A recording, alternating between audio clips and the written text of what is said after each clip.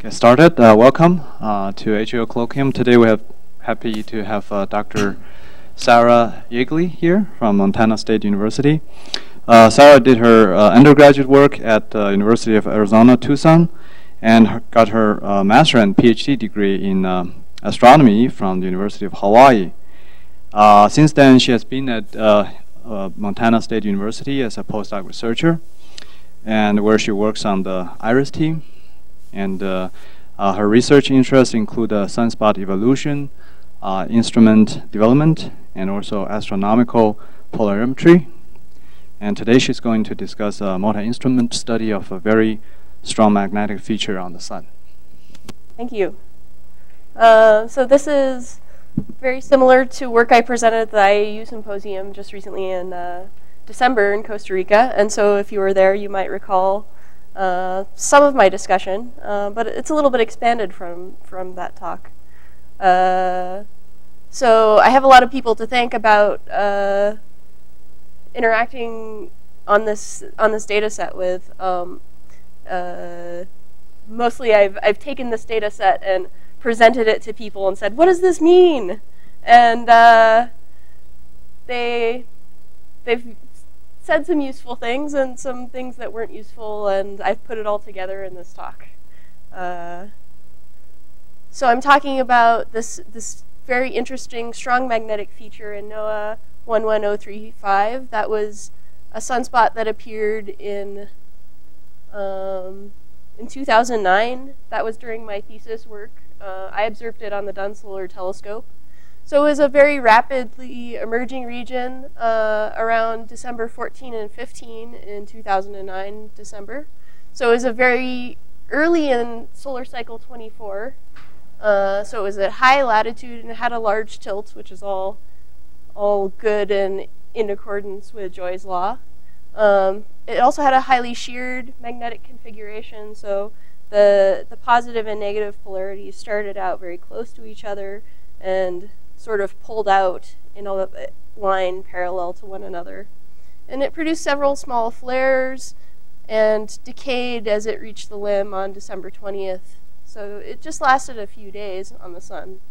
And because it was very early in cycle 24, there was not a lot of activity prior to this region emerging. It was observed by a lot of different instruments. Of course, SOHO MBI is looking at the full disk, but TRACE was targeted on this region, and also the Hinode filtergram and spectropolarimeter were looking at this. And I was looking at it because I was surveying sunspots using the Dunn Solar Telescope using the Facility Infrared Spectropolarimeter, that's FIRS. And I also took an IBIS data set, that's the interferometric bidimensional imaging spectrograph, I think. Oh, if I get that acronym right, Kevin will know. So just to give you an idea of the diversity of instruments that this observation covers, so this is Hinode, and XRT was presumably also looking at it. The pointing for Hinode should all have been quite similar, and they were probably interested in looking at some activity after the long, boring solar activity minimum. And TRACE is the precursor to IRIS, and also quite a small satellite. And SOHO is, of course, this big thing, and the DST is the largest of all, but FIRS is here on the table. This is a very early setup for the FIRS optical setup, and Haosheng standing there grumbling at it. But I was the one who actually ran it for all of those thesis observations. So this is a nice overview of NOAA 11035. So over on the left, we have the TRACE intensity. This is very broadband. It's ultraviolet to infrared. It covers pretty much all of the wavelengths. And the MDI magnetogram. I don't use the SOHO intensity because they have quite large pixels, and you can't actually resolve this feature which I'm interested in the SOHO intensity series. But you can see it in the magnetogram. So my little arrow picks out this pore, which you see over on the left-hand side. It emerges partway through the overall emergence of the active region, pretty much before the sunspots are fully developed. And you see it corresponds to an opposite polarity patch, which presumably has a white and black polarity, but the black polarity gets pulled into this this region very rapidly, and you don't see when that happens very well. But the white polarity is very distinct. It gets dragged through the penumbral magnetic field on the main sunspot here, and then mysteriously vanishes toward the end of the sequence. Going? Okay. So the reason for its mysterious vanishing is sort of revealed by trace if we go and look at the 171 channel. So this is the corona. It's very hot. So we can still follow the evolution. I don't have the arrow in this movie, but the pore is here, and it's getting dragged through the penumbra there, and the intensity contours over on this side show where it is. And toward the end of the sequence, maybe you can't even see it, but I'll pull out a freeze frame here. There's a flare which goes off right above it. And this is not associated with an X-ray source, so it's not a large flare. You can see the diffraction spike. Even though this region is saturated, you can see what the structure. There's this little bright region, very small, which is flaring right above where this pore was. And the flare happens at, this is the 19th of December. This is about 2 o'clock or 1:54. And if you watch this movie again, that corresponds to the time when this starts to disappear very rapidly. So the reason for its disappearance is pretty clear. But why is it there in the first place? And what makes it interesting? So this is the Hinode spectropolarimeter raster map. So this is intensity. And this is the inferred magnetic field based on the Merlin inversion, which you guys have on your website on the Hinode archive. And so there's this region over here of very strong magnetic field, which is really weird. So this region is not above the pore. It's actually to one side, right on the edge. And it's between the pore and the main sunspot umbra, resting on the penumbra, essentially, in the sunspot. And the same thing was seen with furs. So we have some, I guess, some further evidence that this is a real thing. FIRS is looking at a different channel. It's looking at the infrared iron line instead of this iron line in the visible. And I've used a different inversion technique, and we still get quite strong magnetic fields, something like 3,800 Gauss in this feature. And that's weird. The strongest magnetic fields in sunspots are 3,800 Gauss. And that's in the middle of the umbra. And this thing is not where we would expect it to be. So if we look a little further in time, this is another Hinode map. So the feature is still there. This is toward the end of the day on the 17th. And the magnetic field is still quite strong there. This is now on the 18th. This is the next map in time that we have in detail. And this feature has gotten quite a bit weaker. You can tell that the inversion is doing something weird there, though. So it's sort of jagged and not smooth looking. And we sort of doubt the results that it's producing. And if you look at the FIRS map, it's also having a little bit of trouble on one side of this feature to fit the profiles and retrieve the magnetic field. Yeah? How many lines are you inverting? Two for each, yeah. Yeah. So yeah, the 6302 line pair is inverted here, and the 1565 line pairs inverted here. And those are both iron 1 lines in each case. And this is on the 19th. So this is after the flare occurred. The flare occurred very early on this day, and this is about 6 hours later. And you don't see anything. You don't see anything in the magnetic field map either. Only maybe there still is something there, but it's very weak. So that's the end of this feature. So if we look at the chromosphere over this region, we see some interesting filamentary structures. So this is a map of continuum intensity, and this is the line amplitude for the 10830 helium-1 line. So that's an absorption line for the most part. So we're seeing it in absorption here. There's the pore, which is right here, indicated by this intensity contour, which I've taken from this map. And there's a dark structure which overlies almost precisely the region of strong magnetic field. This is also a velocity map here, and this is the line width.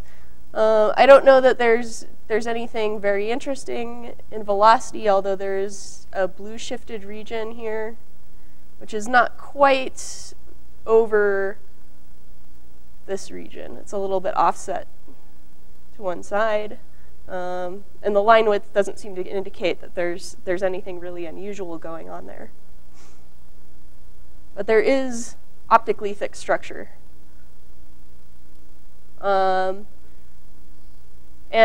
Hinode also took H-alpha filter images. And this is a little snippet from one of those. They didn't take it throughout the entire evolution of this region. They just took one set of alpha images. So I only have one set to compare with. So this is comparing the helium 10830 from FIRS with the Hinode H-alpha image here. And so you see this pore, which is where our pore is. And there's probably the strong magnetic field off to one side. And there's also a dark region in H-alpha.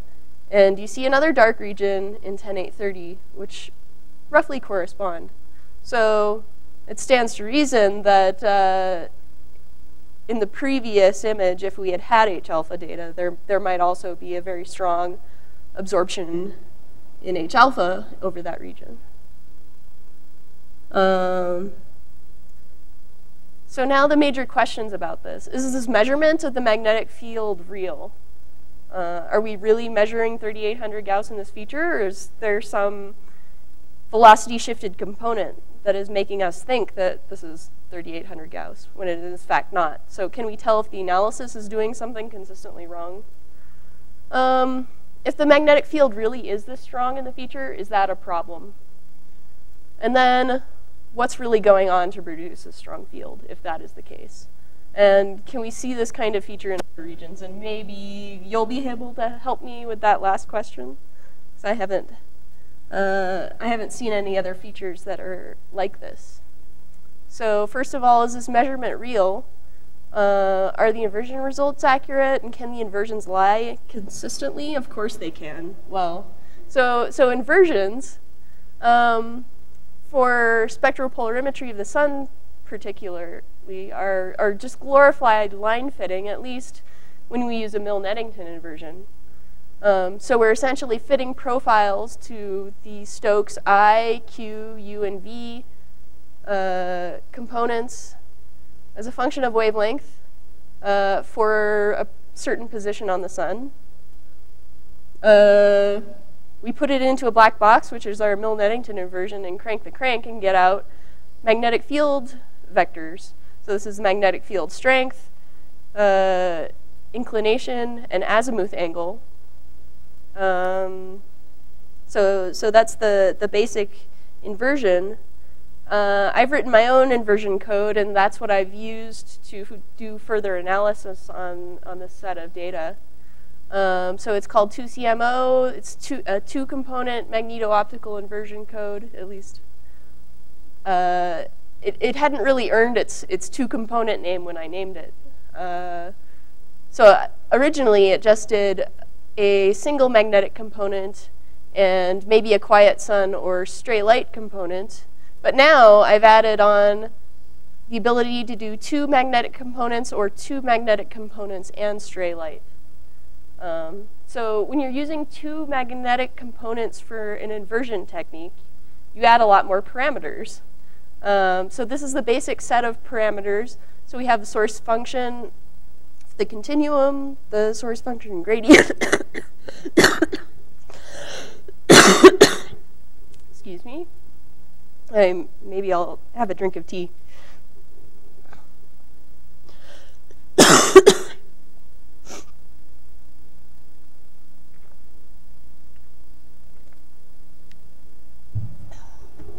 All right.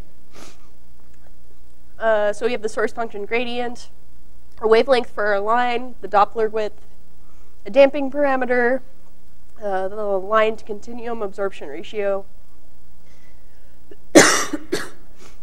magnetic field strength, and the field inclination and azimuth, which is really what we're interested in this case. All of the other parameters are essentially to make the profiles fit well. And we could include a non-magnetic component, which might include the source function gradient, a component of wavelength, which is independent from the magnetic component, and a different Doppler width, damping parameter, and line to continuum absorption ratio. If we were to include a stray light component, that would just be one additional component onto this, and we would ignore the non-magnetic component in that case. But if we do two magnetic components, I've done something a little funny, which is to constrain the magnetic field, and I only allow the magnetic inclination, azimuth, and the source function and wavelength to be different between the two components. Otherwise, they have the same magnetic field. That's just to keep it from running away from me completely. So I have some feel for what's going on. I don't have a good physical reason for doing that, but it's what my gut tells me to do at this point. I haven't fully tested the code either, so there's some need of doing Monte Carlos to figure out what this code actually does with two magnetic components. Yeah, so I'm rolling filling factor into B1. Yeah, we could talk about it, but it seems to work all right. I don't really care what that number is anyway. So here's results for just one component, one magnetic component and one quiet sun component. So intensity is obviously not an inverted quantity, but the inclination angle here, velocity, magnetic field strength, the azimuth angle, and the filling factor are, in fact, inverted components. So, yeah, the saturation threshold in this image is 3,500 Gauss. So we're obviously above that in this feature. It's interesting that there is this strong velocity component, which is being fit even in the one component inversion. And this is a very strong velocity, 4 kilometers per second. I mean, really? In the photosphere? This is an upflow, so it's -4. It's not a downflow. This is for, is that right on the neutral line? I think so, yeah. Yeah. And over on the left-hand side, I've sort of put together a different combination of the magnetic field parameters. So the map on the bottom is obviously the inclination. So that's whether the magnetic field is pointed at us or away from us. The black contours show the intensity contours, so I can tell where this pore is and where the sunspot umbra begins. The white contour is the 3000 Gauss contour. So that's where the strong magnetic field lies. And then the sort of maroon field, velocity field, is actually the azimuth angle. So you can tell that this region has a strong magnetic field. It also has a very horizontal magnetic field.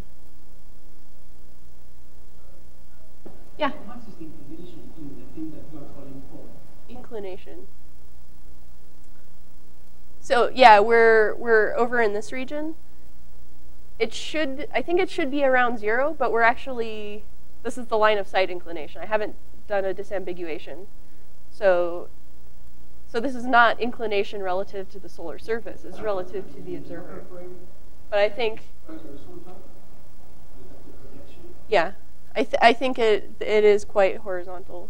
It's sort of halfway in between those two. Yes.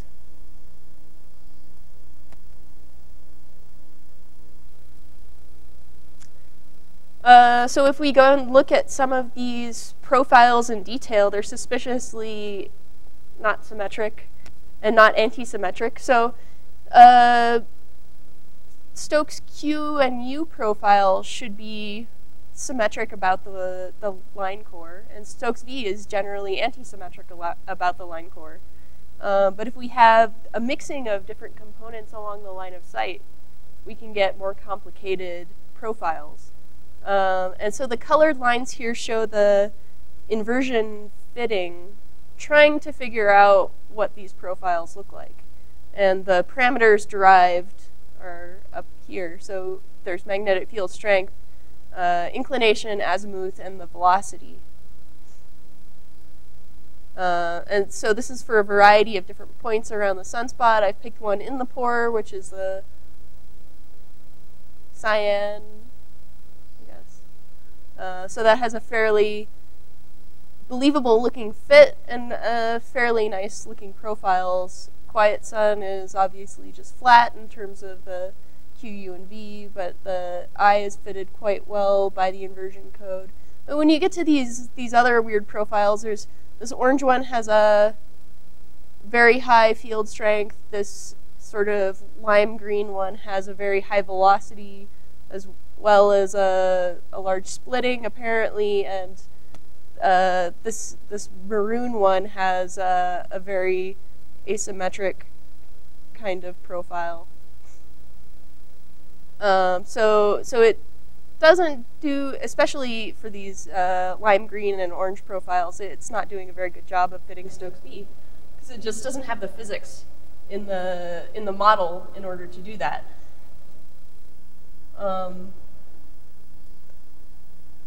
So is it a problem that we have this 3800 Gauss field? In general, magnetic fields are just strong and vertical in the umbra, and they're weak and horizontal in the penumbra. And strong horizontal fields especially cannot be maintained because they're buoyant. So if you enforce a magnetic field on a parcel of gas in the photosphere, so it's vertically stratified in terms of temperature and density,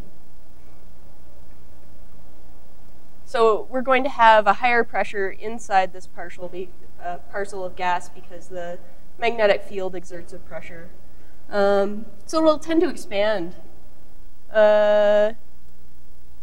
And when it expands, the magnetic flux is going to go down, but also either density or temperature has to go down. We generally say that these things are in thermodynamic equilibrium, so temperature is the same, so the density has to go down.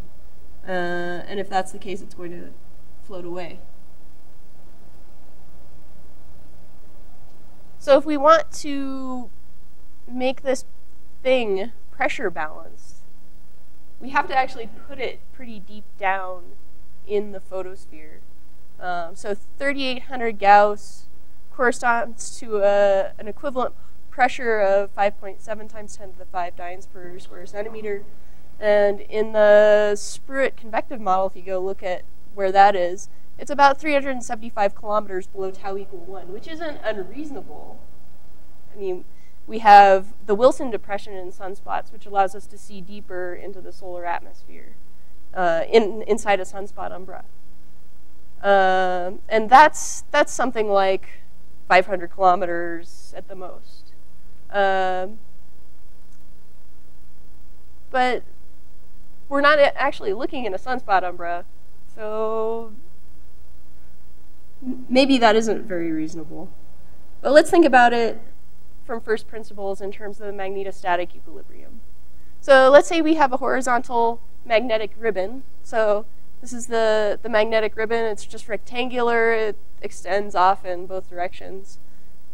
And the magnetic field we have inside is oriented along it, especially in the very center.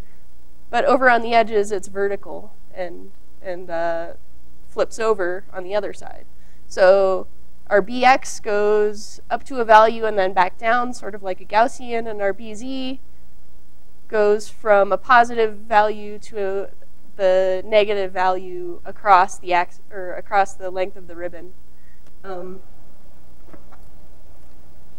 So if we start from Jackson equation 10.23 and get rid of the time-dependent terms, since this is static, we have to balance the mechanical gas pressure against the magnetic field terms.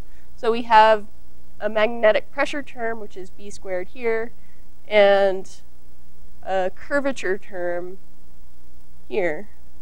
So if we try and start to evaluate these, we might want to get rid of pressure. So we're horizontally oriented in the photosphere.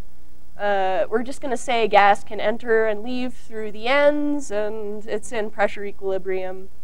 So we're just going to balance the magnetic forces. So this is a force-free situation. So I think there should, there should be a square there. Okay, so the gradient of B squared here looks something like this.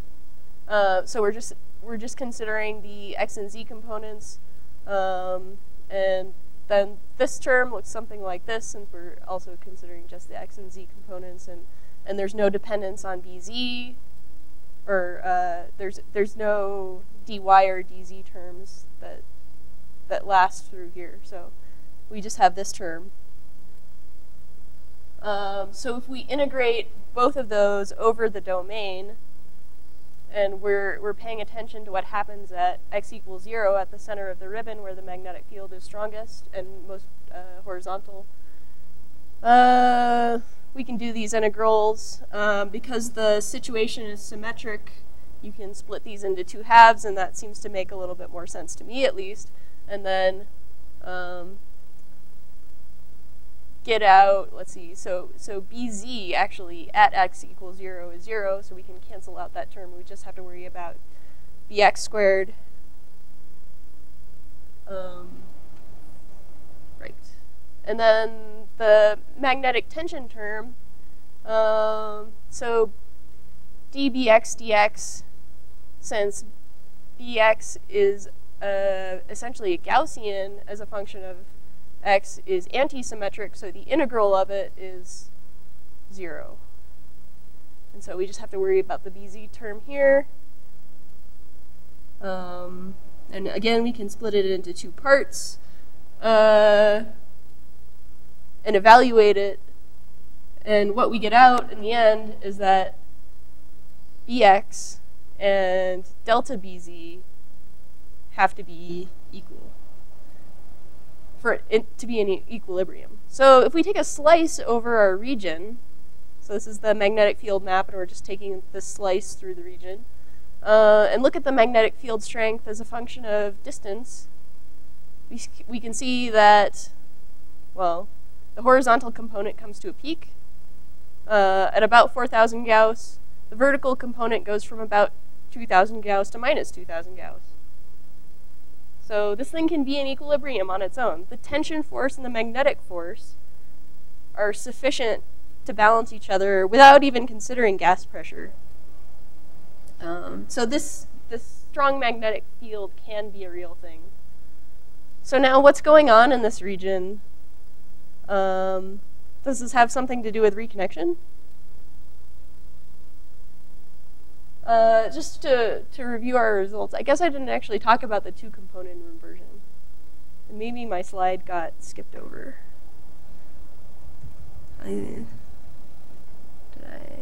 Oh. Yes, that one. So I intended to talk about this slide with the two-component inversion. So these profiles were obtained with just a one-component inversion. You can tell that the profiles don't match up very well there. If we do the two-component inversion, so using the same magnetic field strength, but allowing the orientation of the magnetic field to change between the two components and the velocity to shift, we can actually get out a much better match, especially for, well, all these last three profiles for Stokes V. Although it doesn't seem to make a difference very much for Stokes Q and U, or I even. So, the unusual shape of Stokes V is really what controls what we get out in terms of the magnetic field. So this strongly split profile before was 3,800 Gauss for our fit. And now that we've added two components, it's only 3,600 Gauss. So the magnetic field came down. But I think if you have two components, even if you allowed one component, or if you had two weak components to the magnetic field and tried to put them together in such a way to produce a profile like this one, you wouldn't be able to do it. You actually do need a strong magnetic field in this case. So I think with the two-component inversion, you can't use it everywhere. You can use it in certain cases where you do actually have enough information to use it.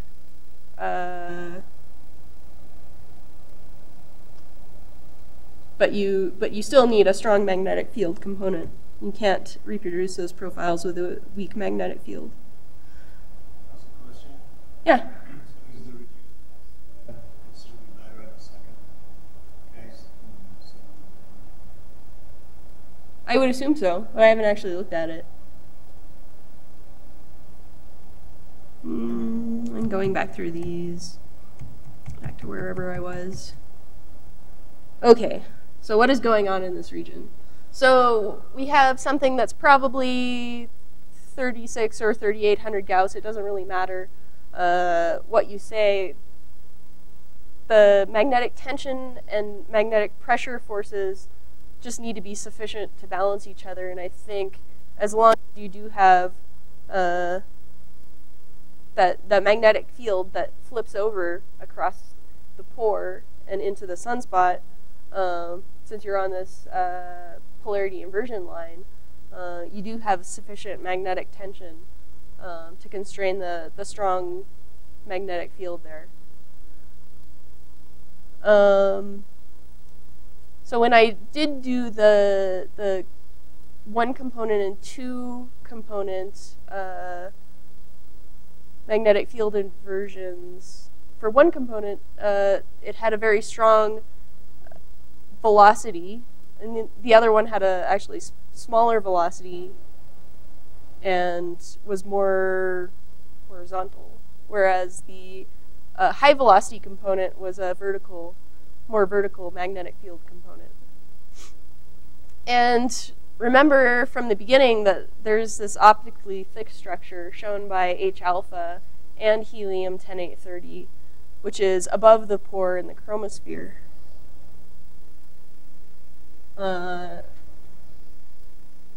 So going back to this movie and looking at the evolution again, especially over in terms of the magnetic field. So we have this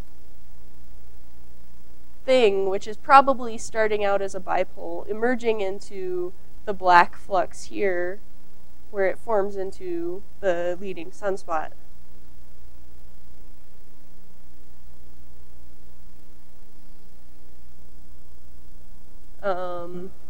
Sort of a conceptual model here. So we have an overarching magnetic field going from one set of polarity in the active region to the other set of polarity in the active region. The foot points are migrating apart. They're also coalescing to form large sunspots. So we have our little bipole, which appears within one set of the magnetic flux in this region. And it also coalesces and migrates. The foot points move apart. So this little black piece joins the other black piece over here, and this little white piece pushes up against the large sunspot. And if that's the case, something is going to happen. Something involving reconnection, probably. So the magnetic field will want to change its domains. It won't want to be connected anymore. It will want to be connected to what's close to it. And this region will want to be connected to what other things are connected to close to it. So it'll connect up and across the region. This is sort of a zoom in with a different geometry. But so we have the original connection of those two domains. The magnetic field lines will reconnect here. So as a result, you'll get upflowing dense material in this dip here. You used to have a sort of natural region which will collect that material and push it up. And you'll have these loops which are essentially trapped next to the photosphere. They'll contract and cause a flux pileup. So you'll have that strong magnetic field region alongside these strong upflows.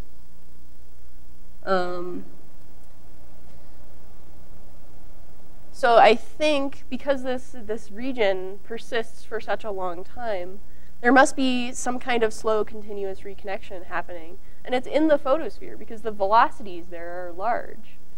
And there's this dense material which we're seeing appear up in the chromosphere, which it seems to be associated with the neutral line. So, and we also know that the magnetic tension force is sufficient, it's significant, it's sufficient to constrain the magnetic pressure. And one other nice thing is eventually I can begin to verify the magnetic tension force in detail, because in order to figure out what the tension force is, you need to know the gradient along the curvature dimension of the magnetic field. And in a sunspot, that's really difficult because the magnetic fields are vertical, and what you're concerned with is the gradient of the magnetic field with height. That's really hard to figure out. But in this feature, we're essentially looking at all one height in the photosphere, and the gradient is along that direction. So we can constrain the magnetic tension force really accurately, since we know this horizontal gradient. And that's it for my talk. So thank you very much for coming.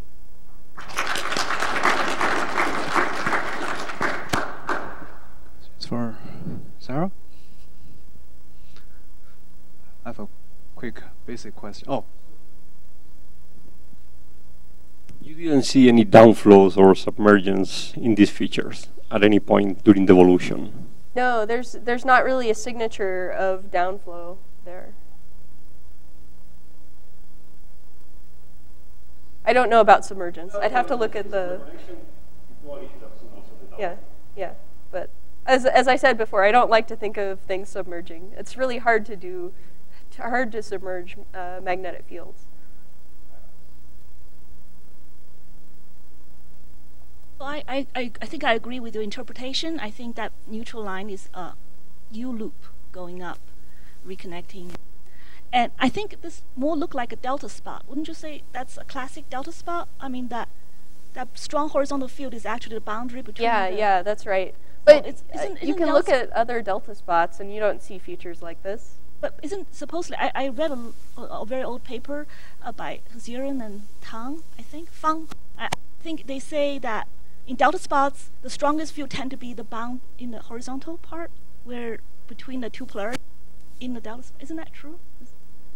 I'm not sure, but that would make sense. I'll have to go look at that paper now that you've mentioned it. Very old. A basic question, trying to put things in context. So, is there a PDF kind of probability density distribution kind of description of the solar magnetic field, so that we know, 3500 is really in the tail region, or really an outlier, or it's still in the continuum?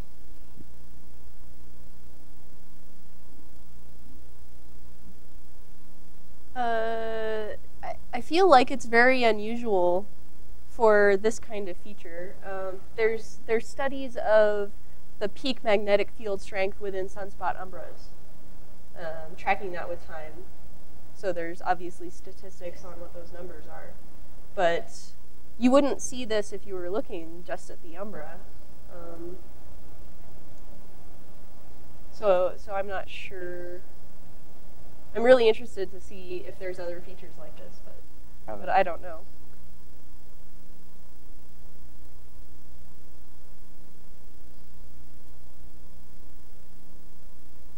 So do you have an idea of what what this thing looks like as it goes up into the atmosphere?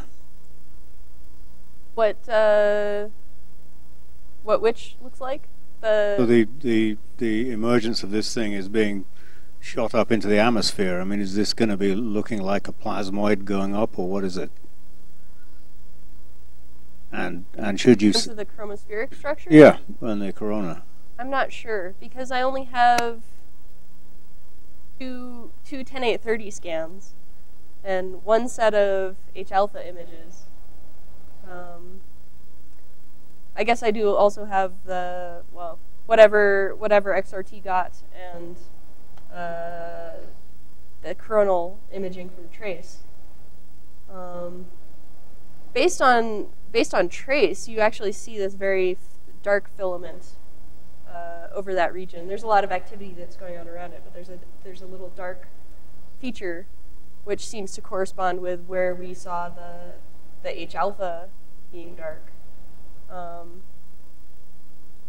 So it seems very filamentary, or some long linear structure, not like a plasmoid.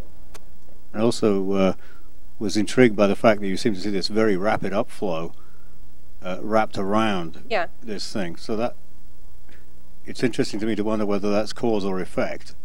I mean, which is which here? I mean, is there an upflow that's causing this thing that's hydrodynamic wrapped around a magnetic structure?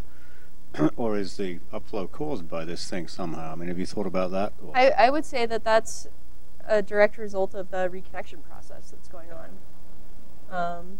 So, I mean, it seems like you have, you can explain the high velocity through a reconnection process that's really deep, actually. And that's really weird. But if it's deep enough, then you will see this velocity signature in the photosphere. You commented that there was one small flare that was very obvious, but you also mentioned that there's continuous reconnection going on. Was there anything obvious in any of the signatures that you were looking at that explained that one flare? I guess I don't have enough information on the magnetic field evolution to say what was going on there. But I think that is the final reconnection event that completely shuts this thing down, and it disappears after that.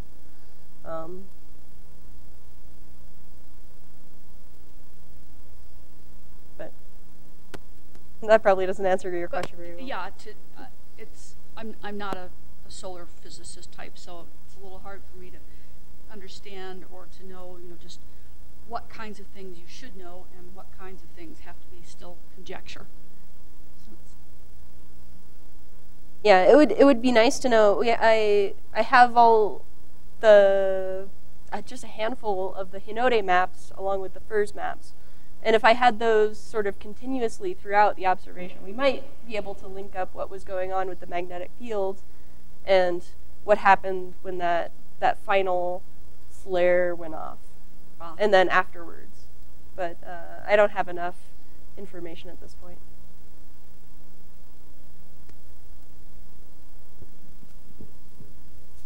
More questions for Sarah? Okay, thank you, Sarah, again.